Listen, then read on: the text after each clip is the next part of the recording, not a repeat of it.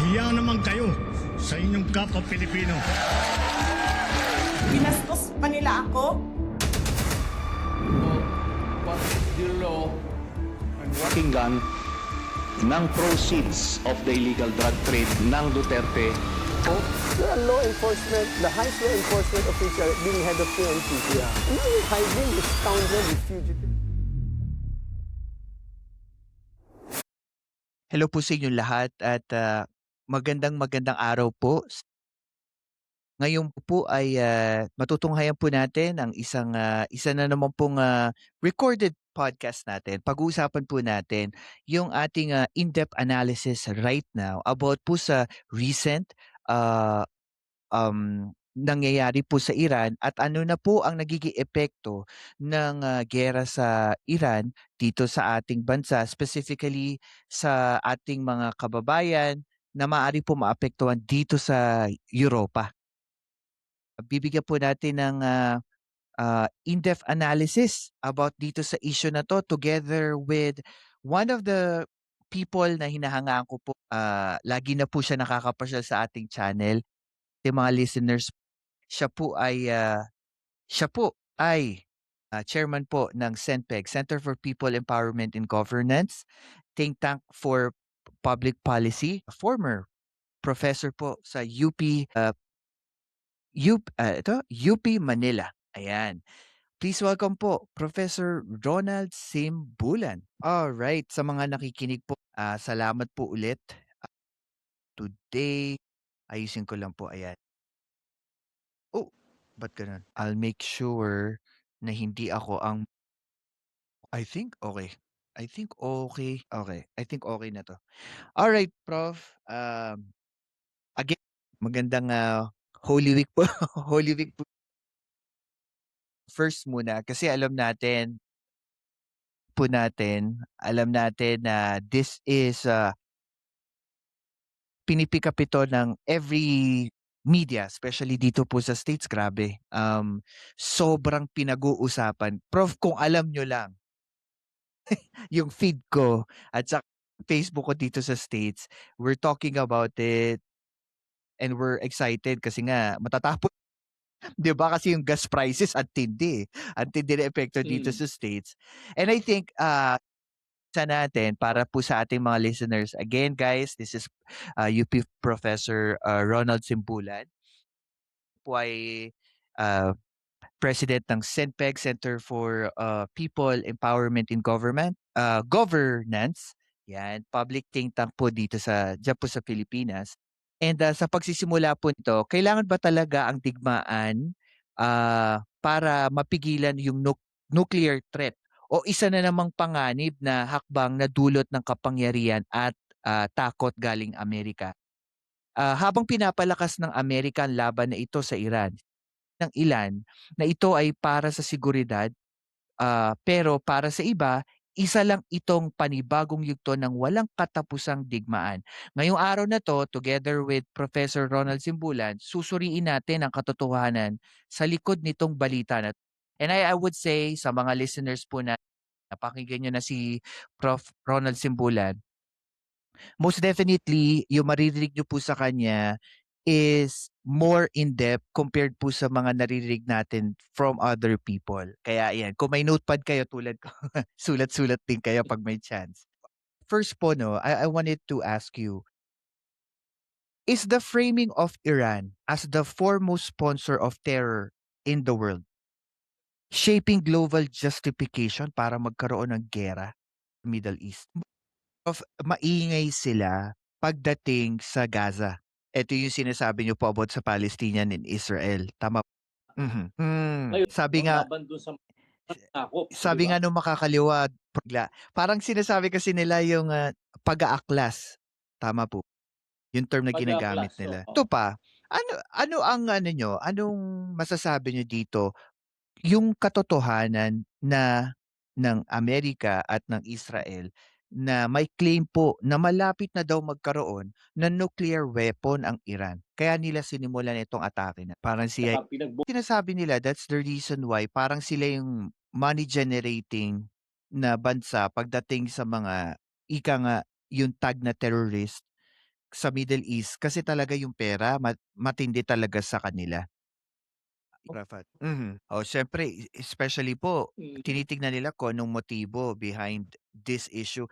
Pero Prof, meron ako naman curious na kasi po here in America, what was happening in Iran, sa media, Iran war.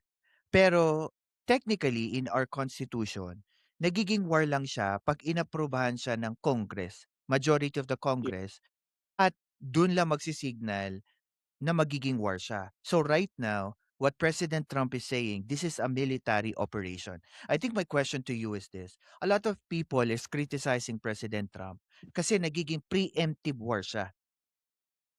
Oo. If this is a preemptive war, magiging halimbawa ba ito maging global president siya na pwedeng gamitin parang as Oo, their actually narrative. mas Parang, posibleng Prof, parang ang Ukraine, Russia, no? Oo. Ang mga nagiging nasa frontline yung mga bata. Kasi wala na Yeah, mga matatandang gustong lumaban sa digmaan eh. Prof, ito pa, question pa, kasi isa din sa mabigat na pinagdadaanan ngayon itong Iran war is yung treaty ng Amerika or yung alliance niya, Europe at saka NATO. Follow-up question dyan, kasi napag-usapan natin itong geopolitics na 'to. Do you really think or what do you feel about yung hindi pagtulong ng Europe at NATO to President Trump from the start? Kasi ang pinakapaliwanag kasi nila, hindi kasi sila sinabihan. Oo. EU and NATO, hindi naman isang country 'yon. Pero sabi ni President Trump, "Kung sinabi ko naman sa inyo, eh, malalaman niyo ng Iran." Eh, it doesn't make any sense. Ano tingin niyo diyan sa analogy na 'yan? Is it another strategy of President Trump or EU or the European countries just don't trust Trump? Wala. Pero Kaya Prof, pumasok lang do you yung think US po dahil sa ano ng US. I'm sorry to cut you off, Prof. Pero do you Yeah, think sige. po ba, Prof, it justify the reasoning of President Trump na 'pag sinabi ko sa inyo, eh, di malaking tyansa na malalaman ng Iran? Do you Sabihin think? ba niya? Parang yun na nga, Really, Prof. but I mean, backwards both. Alam niyo, Oo. Prof, the reason why I asked this, kasi it's a little bit compelling para sa akin. Yung napansin ko, I think 24, 48 hours ago, there was a story that President Trump was pissed off dito sa mga European countries, not because hindi lang because na hindi sila tumulong from the very start at dito sa Strait of Hormuz. Apparently, base militar na mismo ang Amerika naggawa sa mga bansa EU, eh, yung mga prime minister or president, hmm, ah, hindi sumang-ayon na gamitin base militar ng Amerika doon sa bansa nila, namely Spain, France, at saka lately Italy for parang Di ba? Papayagan mo bang defense. And I think ng communications. brain no din nila yun? Pinakautak. Prof, isa pa 'no, dahil we're talking about geopolitics, let's go a little bit close sa ating kontinente, Asia. What do you think is the effect of this to North Korea, China, and Russia? Sige po. Malayo no? From center. Malayo, no? Rocket Talagang long launcher. range. And Prof, kaya alam mo sa totoo lang, Prof, hindi ako magtataka that the next story that we will be having is Putin going to Iran. Kasi si Ukrainian president nagpunta na eh. A Oo. day ago sa Qatar and he is prepared na magbigay ng mga drones kasi kilala sa buong mundo apparently mura at saka dekalidad na already been talked about in national security policy sa Amerika na doon sila kumukuha ng mga drones kasi nga daw Yeah. parang mura. Sa paano, Prof? Kasi nakikita natin that Trump is always saying this na America is always the parang police ng buong mundo pagdating sa mga issue na 'to. Pero nakita at paliwanag niya dito, nakita natin na kapag ang Amerika ay napunta sa isang pagkakataon na maaring magkaroon ng big war in the future, yung sinasabi niya. parang napipinto at napapansin niya na hindi tutulungan ng kaalyadong bansa at sabi nga niya parang nagtaka pa siya, yung mga Middle Eastern countries are the one who's actually helping him. Ah, tingin niyo po ba dito at this moment in time, ang Amerika ba ang laging nauuna na nagiging solusyon sa global threat? Kasi 'di ba po kung makikita natin this Iran war is about a threat from our country. Pero kapagka kumuha tayo ng alyansa sa ibang mga bansa lagi na Kasalanan yeah, kung ano at totoo, Venezuela. maraming laban sa Iran. Prof, ito icha-challenge kita ng konti first time 'to gagawin Yeah. ko na. Yeah, okay lang. Okay lang. Ayan, Prof, ito naman ang question ko. Nung nagkaroon naman ng Ukraine war laban sa Russia, Amerika hindi naman kasali, naimbita lang sila that time para sumali tulungan ng Ukraine. Pero 'di ba parang ang number one na parang ally ng Ukraine is the EU at saka NATO.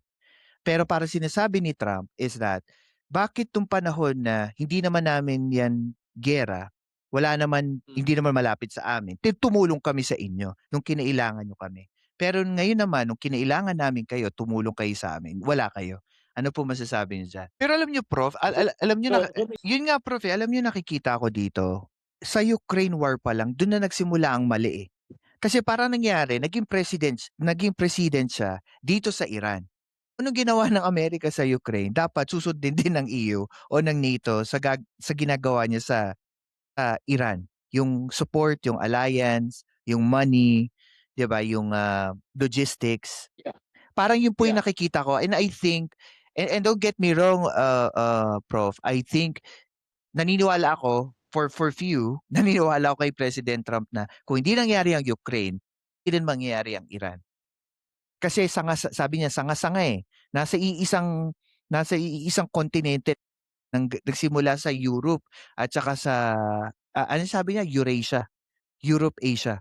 Kaya parang sabi niya hindi niya maialis, hindi niya maitatanggi na tinulungan nila ang EU at saka NATO sa Ukraine. Sana tumitingin siya ng pabor sa EU at saka sa NATO dito naman sa Iran. Pero sa akin Prof, sa totoo lang na ang natatakot lang ako ganito. Kunwari ba kasi yun ang huling paliwanag po ni President Trump. 2 to 3 weeks from now, ito'y matatapos na. Yun ang kanyang tingin. Naniniwala Well, actually di ako naniniwala sa kanya kasi I feel yung 82nd Airborne Brigade na pinapunta na ngayon para tumulong doon sa pag-secure sa Strait of Hormuz. I think putting boots on the ground is tantamount to doing something else kasi siyempre pagka nasaktan ng militar ng Amerika, hindi na pa pwedeng hindi 'di ba? Hindi mag-retaliate. Oo. Parang yun po yung nakikita ko doon. Pero Prof, Dumadami nga ng casualties dumadami na. hopefully lang Prof, kung matapos man ito, wala na po susunod na giyera. Kasi yun yung natatakot ako. Para nangyari, nagiging president siya basta meron lang accumulative narrative sa public na ito kasi may ganito, may nuclear or 'di ba, diktador. Parang nangyari sa Venezuela. Pero Billy, diba si Kent? Kent. Burnett? Yun nga Prof nakakagulo siya doon sa mismong issue. Kasi parang tayong lahat naguguluhan na ba't nagkaroon ng giyera. Then pumasok Israel. Tapos ito pa, parang nagkakagulo-gulo tapos may EU at saka NATO pa. I think ang nagiging problema natin dito is ano mangyayari after. Kasi 'di ba meron pang Strait of Hormuz And for sure, Yeah. pag pumasok ang EU at saka NATO at tinry nilang i-secure yung Strait of Hormuz at ang nakakatakot pa, ang pinakahuling balita natin, Asian countries ay sasali na rin. Kasi they cannot handle the grunt ng ginagawa ng Iran pagpapasok sa Strait of Hormuz. Billy. Ano ba yun, Prof? Totoo yun. Pumayag. Pumayag ang Iran. Kasi before 2014, in fact, we were... So Prof, ang Iran is our trading partner before. Yeah, before. Very good. Ayun. Totoo yan. Oo. Yun. Kaya yun. Pero kailangan natin pero din. Prof, hindi kaya yun Ako naman, ang curious lang, hindi kaya yun magkakaroon ng malaking effect din sa ibang mas malaking bansa sa Pilipinas, sa Asia, na gano'n din ang sitwasyon nila sa Iran na meron silang, sabihin na nating trading, especially Oh, sa oil. Kasi siyempre po, yeah.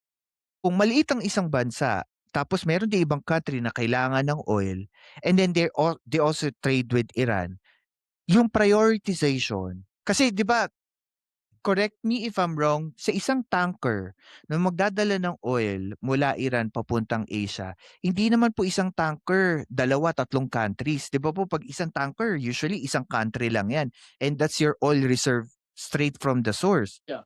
Eh, kung gano'n po, hindi po kayo magkakaroon din ng kaguluhan niyo kasi sino ipa-priority, yung mas maliit na country o yung mas malaki? Kung kayang gawin ng Iran 'yan sa Philippines, ilan po bang country sa Asia that they're also relying from Iran, source out from Strait of Hormuz? No? Kumbaga So, puntahan talaga. sa mga dumadaan kasi sa ano, binibili nila True, from other nire-refine. tapos para diversified. Kumbaga yeah, puwede mo kumbaga may iba pa pong country pag-source ng oil natin. Yeah, Prof, oil. Oh. because we run over our time, well, we need to go to our last part of our interview. Prof, before we go to our last part, para po sa mga listeners natin, again, kung may mga question po kayo kay Prof, just put it on the comments down below and we will try to answer it. And also, don't forget to share, like, and subscribe sa ating YouTube channel. And also, don't forget po to scan a QR code on our podcast para po ma-follow nyo iba't iba po nating social media account. Para po sa lahat po, dito sa last part po natin, I would like to ask Prof, let's go back to our domestic issue pagdating dito sa oil. I've heard that, I think last week, the president did an emergency, parang isinabatas tong energy emergency law, parang gano'n. Hindi ko po alam yung exact name, pero it's to help ease out yung problema sa giyera sa Iran pagdating sa oil, na parang sinabi ni DOE Secretary Garin na meron tayong supply more than 15 days, which is the actual, so far what I've read, 15 days lang talaga yung normally na reserba natin. Pero they stretch it out to 45 days. Kung tuloy daw po itong giyera.